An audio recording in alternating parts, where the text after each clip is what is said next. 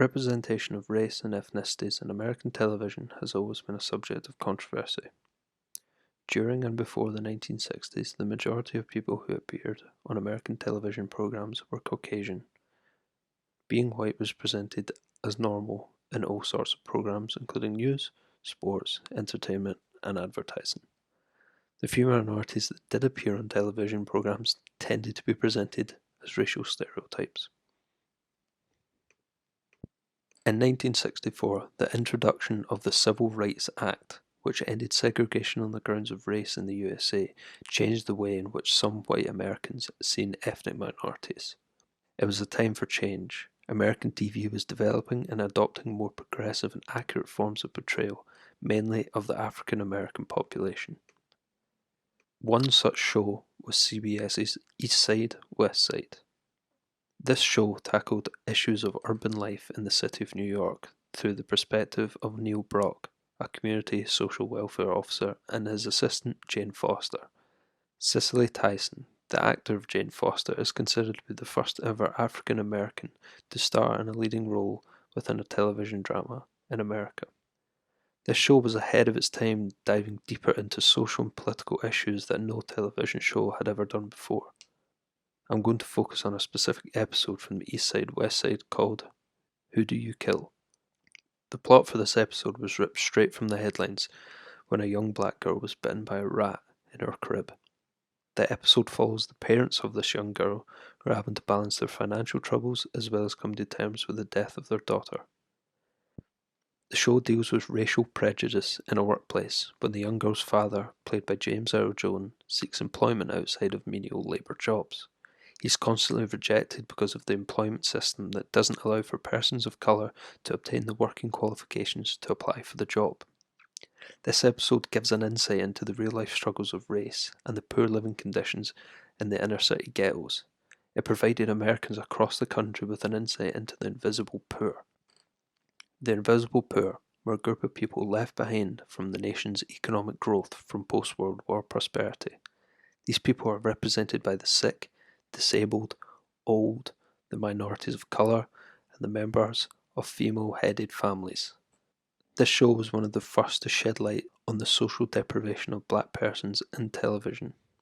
It ignited a boom in true representation of ethnic minorities in American television. The show was cancelled with only 26 episodes. The showrunner David Susskind attempted to contact government officials in hope for positive feedback for the show in order to encourage a renewal. His efforts were in vain. The show was then finished in less than a year. Look Up and Live is a show dedicated to teaching black people about the process of creating television and helping understand the way the media works. Reverend Andrew Young worked behind and in front of the camera for a number of years, and he states that his experience helped to advise Dr. Martin Luther King Jr. on media strategy. The show taught and inspired many young people, showing them real-life issues and how to tackle them through art. Musicians, actors, and many other famous guests came on to narrate episodes. The show lasted until 1979 when it was eventually cancelled due to the scheduling. The show received controversy when it aired a 3-hour-long special episode labelled The American Revolution, which was focused on civil rights. Over 300 phone call complaints, including a bomb threat, were sent to the studio in the following days after the episode was aired. By the mid-1970s, African American representation became much more mainstream. Shows like Sanford and Son, The Jeffersons, and The Good Times. The brave actors, producers, and directors blazed a trail through American culture, overcoming unimaginable obstacles and setting the stage for a more rightful future. Groundbreaking science fiction shows like Battlestar Galactica and Star Trek visualized a future in which people of every ethnicity worked together, while Julia portrayed a strong, professional African American working woman, a landmark role model for millions of young women who tuned in each week.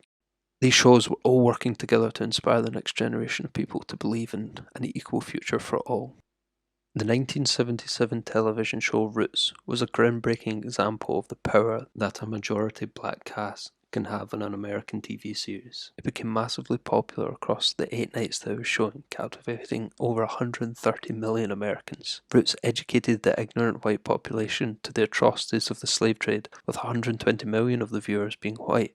It also taught the viewers about the difference in cultures by bringing them directly into their living rooms. The show informed Americans of a blanketed part of the country's history. This was something that had never been done before on such a large scale. The proximity of the show's release to the civil rights movements only a decade prior shows how controversial and out there this television show was for the time. From then until now, American television has become a lot more multicultural and understanding of race and the vital role it plays in the television industry. New shows are exploring deeper into social and political issues with race in the USA, helping people to learn from the past and not repeat it.